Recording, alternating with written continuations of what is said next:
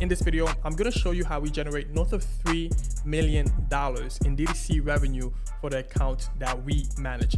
I'll show you the whole system, the whole strategy across what platforms that we use to generate revenue, what strategy that we use across each platform, what emails that we use, what flows that we use within the email. I'll show you all of it so you can also implement the same thing for your brand. Literally copy and paste. So make sure you stick around to the end of this video because I got another thing special for you guys. All right, so without further ado, let's jump straight into it. My name is Frank Kinney. I'm the head of growth and CEO at Lion Media, which is a performance marketing agency. Now, let's jump straight into it. So as you can see on my Shopify, as you can see on my screen over here, I'm sharing our Shopify screen just to show you that what I'm saying is the actual truth, right? So if you look at the gross sales for this account across last year, we did $3.1 million in gross sales, right? Now, obviously, when you break that down, you subtract like all the discounts and like the returns, that's $2.5 million in revenue, which is still substantial, right? And you can see kind of like the growth curve over here, right? Again, the strategy that I'm about to show you guys in this video can apply to your brand as well, right? This works across any brands, any industry, and any category. Okay, so first, before I jump into like the specific platforms and talk about the strategy, I want to show you the system, right? Because the system is really like the most important thing because quite frankly, a lot of brands, because we audit a lot of Meta accounts, we audit a lot of brands across like different categories. One of the things that they typically kind of mess up is just they run their accounts very isolated. Right, what that means is like they have like one meta campaign, like instant traffic to like a homepage, or maybe even a specific collection page, right? And like that's about it. They don't have any like follow-up emails. They don't have any like SMS things. Like they don't have nothing, right? And so again, what I want to do is like show our whole system and how we do this. Okay, so number one thing. So this is a 5-step system. Right. As you can see, we have traffic, which is the number one thing within the system. You need to have like a traffic source, right?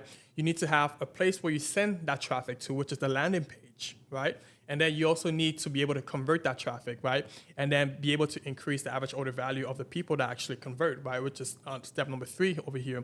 And then on step number 4, you also have like retention, right? So this is where you think about how do you get the people that have purchased our product to come back and purchase again. And then finally, you have step number 5, because you have to think about this. 90+% of the people that come to your website or to your landing page are not going to convert, right? And so you have to think about, okay, so like, how do I convert those 90% of the people that come to the landing page, right? Well, that's what step number 5 is, to where you got to have essentially like a recovery loop system to where you can convert the people that come to your landing page or to your website and show interest but never actually convert for whatever the reason. Like, and there's a host of different reasons why, and then we can talk more about that here later, right? So this is talking about you want to have like your cart abandonment cart, your welcome flow, your browser abandonment, your win back, re-engagement, and you also want to have SMS as well, right?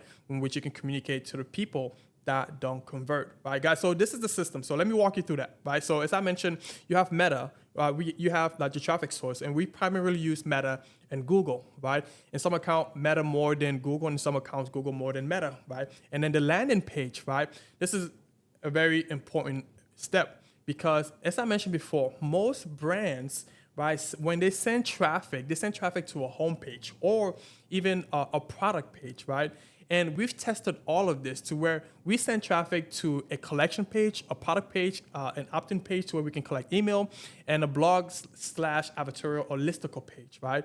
And I tell you, and I kid you not, the ones that converts the most, I'm talking about 3 to 5+% conversion rate is the listicle and Advertorial page. Because you have to think about this, because most of the people, because when you're growing a brand, right, you want to find new people who never heard about your brand before to become customers, right? And so when you're doing that, these people never heard about the brand and probably never heard about the product, and they don't know what the product actually does. You ran an ad, they might see something interesting. It's like, oh, okay, this looks interesting. Let me find out more about this. And if you're sending them directly to a product page, it's like, okay, cool, like, what are you trying to sell me, right? And people are very like against being sold to, right? And so when you do that, immediately you'll see like 97+% of people that don't purchase your product, right? And therefore you have low conversion rate. And so you're just wasting money on traffic to people that actually don't convert, right? And so what actually does convert is a listicle or an advertorial style page. And I can show you guys a few of these, right? Because essentially what that does, it breaks a lot of the friction, the selling friction that people or consumer have when you're sending traffic to those pages, right? Because how that works is that you start off obviously with like a headline, right? A very catchy headline. 7 reasons you're experiencing X, Y, and Z problem, or like 7 reasons why you can't lose weight, right? The goal of the advertorial and the listicle page is to educate the prospect on the problem that they're dealing with, and then you position your product as the solution to the problems that they're dealing with. That's literally what the listicle and the advertorial page does. And there's different ways in which you can do this, but that's ultimately what they do. And so once the prospect is educated on the listicle and is educated on the problem, right? You tell them the specific problems that they're having. You tell them the reason why they're experiencing that problem, right? And then you transition to positioning, this is the solution, which is our product to solve the specific problem, right? It breaks a lot of that selling friction. Now you have bought in the customer. Now all you have to do is get them, is convert them, right? And on that listicle advertorial page, you have a call to action, right? And then once they click on that, they go to the checkout page and they purchase the product. But it doesn't stop there, because some people do this, but then they stop when the customer has purchased the product one time. It doesn't stop there. The customer purchases the product, right? And let me show you an example of this for a brand that we've done this very successfully for, right? So this is the listicle page, right? You can see 7 reasons why women over 40 are finally reclaiming their intimate life, right? So this is, when you read this, it's not something that's trying to sell the customer. It's trying to provide value, right? Doctors are calling it the intimate gap, and growing numbers of women are closing it without hormones, prescription, or embarrassing conversation, right? Because this is talking about the problem that the consumer is having with the specific listicle page, right? And then it goes on to, to talk about the 7 steps. Hormonal change, 1, standard lubricants, 2, nano emulsified hemp oil, 3, and then the results that happen, 4. And then it just goes on and on, and it's just providing value, and it shows proof point of people talking about how this has been successful for them, right? And then the call to action is, yes, try, release, risk-free, and then it takes them to the product page, right? And that's the first step of that landing page, right? Going back over here is, yes, now that we bring the customer to like the checkout page, right? So let me go back and show you that example. This is the product page. How you structure this is very important. Now you can see that we can lead with like 1 bottle of that product, sell it at $54, or we can lead with 2 bottles, right? And the reason why most people are going to choose the 2 bottles, because it comes with a free product, an additional free product, right? And again, most people do go with the 2 bottles, and this is at $102. It increases that average order value for that customer, right? And you have to think about this too. Like, you're gonna have to pay for acquisition costs, right? And the higher you can increase your AOV, right? Essentially, like the more margin that is for you. At the end of the day, when you have to subtract like your shipping costs, like the cost of goods sold, in addition to like the CAC. At the end of the day, if you can increase the average order value of your product, it's just more money that you get to keep in your pocket, or you can use that, to take care of like your operational expenses, right? And so, going back again over here, so you've already sold the product to the customer. So what's next? Don't just stop there, but like offer them an additional product for them to purchase. As soon as they've already entered like their credit card information, like, hey, here's an additional product that you can purchase that accommodates that same product that they already purchased. There's 2 ways that you can do this. You can give them you can give them 2 like products, or you can give them the exact same products and then just offer it an additional discount, or you can give them a supplementary product, right, that goes hand in hand with that same product that they just purchased, right? Again, it just further increases their average order value. You make more money from the same customers, right? And then don't stop there. So the customer already purchased the product, they're gonna try the product, and they're gonna love the product, right? And then what happens after that? You don't stop there. A week later, you check in with them, like, hey, how did you like your product? Here is a 20% discount for your next purchase. Or maybe here's an additional product that you can also add to further supplement the product that they already purchased. Like, oh, this is really interesting, 25% off, they purchased that product, right?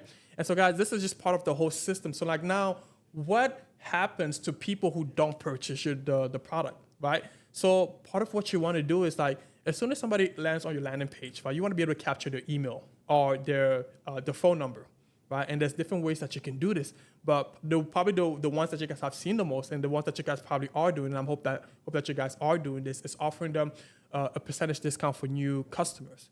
Right? Some brands do 15% off, some brands do 20, 25% off. The higher the discount, the more conversion rate you're going to see on this, right? And so once you've captured their email, regardless if they don't purchase, you can continue to communicate with them through email or through SMS. So typically, this is how the flow goes, right? You send traffic to your landing page. Within a couple minutes or within a couple seconds of somebody being on that landing page, boom, you have the pop-up form. Like, hey, you should save 25% off on your first purchase. Right? Most people are going to opt in for that, right? So you're going to have a higher conversion rate if it's a higher discount. The next step, they're already giving you an email like, hey, save an additional 5 or 10% or whatever that amount is to, for them to give you the phone number, right? Again, most people are also going to opt in for them because they've already passed through the first barrier of interest, which is providing the email. If they provide the email, chances are they're also going to provide you with their phone number, right? And then boom, now you can communicate to these people as much as you want, right? And without having to pay additional traffic costs like to these platforms, right? So somebody's abandoned cart. Somebody goes to the website, abandons a cart. Boom, you have an email automation that goes to those people. Like, hey, here's the 10% discount to complete your purchase, right? Or somebody, doesn't purchase, right? And then you have a welcome flow to further introduce those people to like the company, right? What are good things about your company? What does your product do? What does your product solve? How long have you guys been exempting? Like, what are people saying about your company? All those different type of things can be included within the welcome flow, right? Somebody goes to the website, they're just browsing around, they don't do anything, and then they leave. You can have a browser abandonment. They get an email with like, hey, we saw that you were looking at this product. Here's X, Y, and Z % off to purchase your product. And then you have win back and re-engagement flow as well. And then you have like the SMS, right, guys? This is the system. This is the system that we use to generate north of $3 million in DTC sale for brands, right? And it goes even further than this. So now let's jump into Meta, right? So you can see for the brand, we spend $121,000 in ad, and then we've generated $538,000 in revenue at a 4.42 return on ad spend. Like, that's crazy. Most brands will kill for results like this, right? And it just goes back to like the strategies and like the account structure that we have for accounts, right? And the account structure is this, right? With any brand, you always want to be going after net new customers, right? So you have prospecting campaigns, right? So you can have 1 or 2 prospecting campaigns. It can depend on how much you're selling. 1 to 2 prospecting campaign. If you have just 1 prospecting campaign, 2 audience, 1 broad and with an interest audience that is, tailored to the people who would have the most interest in buying like your products. For example, if you run a fashion company, right, or an apparel brand, right, you have like t-shirts, you have like shorts, you have like joggers, you have pants, or you may like have shoes, socks, like whatever, right? So you can have a prospecting campaign targeting just broad United States. And you can also have an interest audience targeting people who are interested in fashion, who are interested in those specific category of the products that you sell, right? So those are 2 other audiences that you can do. And one of them, you can do a lookalike audience based upon, if you have historical data, a lookalike audience, 1% of people who have already purchased your product. Keep in mind, you need at least 1,000 people within that database for Meta to be able to accept that, right? So I'm just showing you again the structure of how we build ad accounts. But as you can see, we do have multiple campaigns for these brands that we've tested across like different seasons, right? You have different seasons. And so for those different seasons, you want to have specific campaigns that you run for those seasons, like you have like Black Friday, Cyber Monday that do come up. You have like Christmas sales that also do come up. You have like Valentine's, right? So with all these holidays, right, you want to make sure you can have different campaigns to promote your product and with a sale, right? And so that's what a lot of what these different campaigns are, right? And so that's really what generates like the 4.42 return on ad spend, right? And the revenue that you see over here, right? On Google, let me switch over to Google now. So on Google, you can see that we spent, let's look at the spend. We spent $293,000 $293,000 across Google, right? And to see the revenue, so conversion value, this is the revenue, $1.4 million in sales generated. At a what's the ROAS on this? Let's look at what the ROAS on this is. And so if we see the conversion value divided by cost, that's the ROAS. It's a 4.81 return on ad spend, right? Again, most brands would kill for results like this, right? And with Google is not a complicated platform to run, right? The biggest thing with Google is like making sure that obviously you have like your catalog properly clean in Google Merchant Center, right? You want to have proper product name and convention, picture, and review, so that when you are running like a PMAX, right, campaign, people, Google can clearly read the products that you have listed, and so when a consumer is typing in specific queries to those products, it can properly show. On their on Google essentially, right?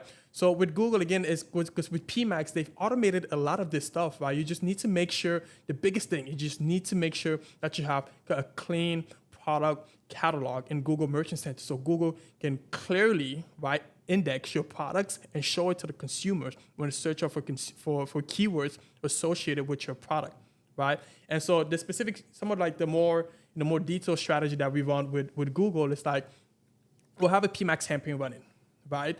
And if we have different product category, right? Again, if you're a fashion brand, you can have one PMAX campaign running, right? And then within that PMAX campaign, you can have separate ad groups for the different category, right? And the reason why you want to do this is so that, you can essentially have the ad that you're actually using is specifically for those products, right? So for example, for t-shirts, right? You want to have an ad group specifically for t-shirt, so that the messaging, the ad that you're using within that ad group is specifically for t-shirt. Now, part of the issue that people sometimes run in is like they'll have one PMAX campaign, which includes all of their products across like different category, and they just have one bland like ad copy to try to tailor to all the different products, right?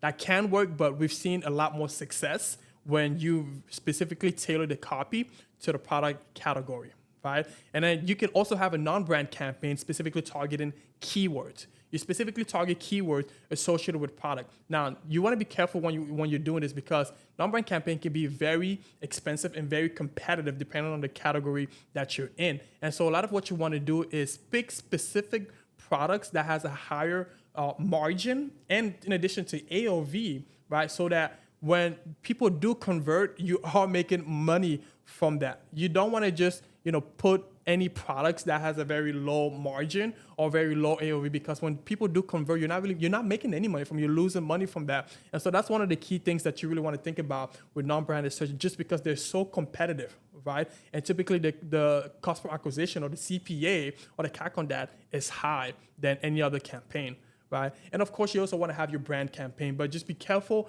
not to invest too much capital or too much cash within branded, because a lot of those people, if they're searching up your brand name, they're already going to convert on organically without you having to spend money to convert them, right? And so the reason why you have branded campaign is essentially play defense, depending on how big or large your brand is essentially play defense, so that like your competitors are not bidding on your brand term and winning on that. So that's really the main reason why you want to have a brand campaign, right? And so that's a lot of the Google strategy that we have. And so for specific, holidays, yes, you can have separate PMAX campaigns specifically for those, right? And so that strategy is what generates us $1.4 million in Google, right? Now we got to talk about the next thing, right? So we talked about the acquisition. We talked about the acquisition engine, right? Now what about the retention engine, which is like, for what I mentioned, email? Because we generate a lot of revenue from email, and the good thing with email is that you no longer have to pay to acquire or to communicate with those customers as you do with Meta and with Google, right? You can communicate to these people as much as you want, so long as obviously you have their information, which is email or phone number, right? And as you can see, we've generated $471,000 in revenue for this brand. So we do capture a large percentage of revenue from email, right? And you can just see the increase, right, from what this brand was previously doing when we started implementing a lot of our strategy, right? And with email, is for what I mentioned before, right? You want to have your welcome flows, right? Your welcome flows are automated, right? And it's event-based, based upon what the individual did on the website. If they added a product to cart, but for whatever reason they left the website, you want to have those kick off, maybe several minutes later, maybe even several hours later, so that customer can, that person can see the email, like, oh snap, I forgot to purchase my product, right? If some people are just browsing, you also want to have that active, so where they also get an email to be able to, to complete the product, right? So a lot of that is automated, but then you have your specific campaign strategy, right? To where you're launching campaign, cross-sell campaign. So you could be launching a specific email campaign for a new product launch, right? Or restock, right? Or for specific holidays, or for specific sales that you guys are having, right? You can also be launching campaigns for like newsletter, right? Or just things to improve the overall value, or just to provide value to your customers, right? And so that's what like a lot of the campaign strategy will be. And just to show you an example of some of the campaigns that we ran for this specific brand, right? We send campaigns, like at least 3 to 4 campaigns every single week. And you can see that some campaigns generate more revenue than the others, right? And a lot of these campaigns are, we're launching a sale, there's a restock, or there is there's a new product launch, right? And so, like for someone like the sale campaign, we launched like $2,000 just from this one campaign, $1,600 just from this one campaign. Some of these campaigns, a couple $100 here and there, $1,500 over here, right? And so this is also what drives a lot of the revenue that you guys just saw previously over here, guys. And so, guys, that's a lot of the strategy that we run.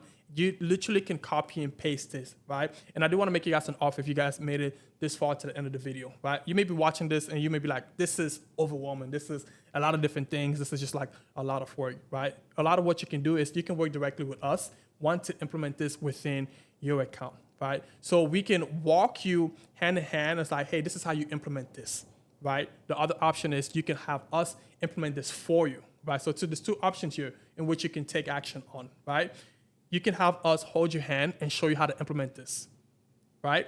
Or you can have us implement this for you. Like you give us access to your account and then we go in and implement our whole system, or we teach you our system in which you can implement on your own, right? If any of those is something that you want to proceed with, please click the link somewhere in this video below, or just get in contact with us at info@lionmediallc.com. So that's our email, info@lionmediallc.com, or you can go on our website and fill out a form at lionmediaad.com. Again, that is lionmediaad.com. Or again, it's somewhere in this video, there's going to be a link for you guys to click and to take action on what I just offered you guys. Guys, again, if you made it this far in this video, thank you, and I will see you guys soon.